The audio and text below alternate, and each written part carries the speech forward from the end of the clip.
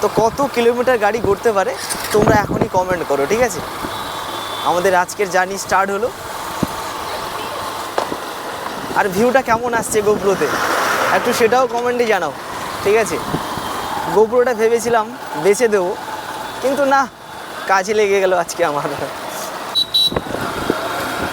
কিন্তু একটা আমি সমস্যা ফিল করছি এই গাড়িতে, সেটা হচ্ছে আমি যখন গিয়ার চেঞ্জ করছি না, সেই মুহূর্তে কিছুটা আমার মনে হচ্ছে প্রবলেম হচ্ছে। একটা কথা জানিয়ে রাখি, যতটুকু আমি জানি এই মুহূর্তে আমরা পানিপারুল ব্রিজ ক্রস করব। যতটুকু আমি জানি আমরা যে ডেনসিটি দেখলাম, মানে শুধুমাত্র ডেনসিটির উপর কিন্তু মাইলেজ ডিপেন্ড করে না, মাইলেজ কিন্তু আরও অন্যান্য জিনিসের উপর ডিপেন্ড করে।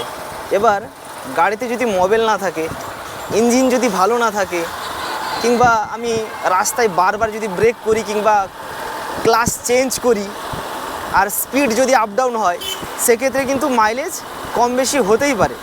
তো আমাদের একটা মিনিমাম স্পিডে এবং ক্লাস কম রেখে কিন্তু আমাদের মানে ক্লাস বারবার চেঞ্জ করা যাবে না, এরকমভাবে আমাদের চালাতে হবে।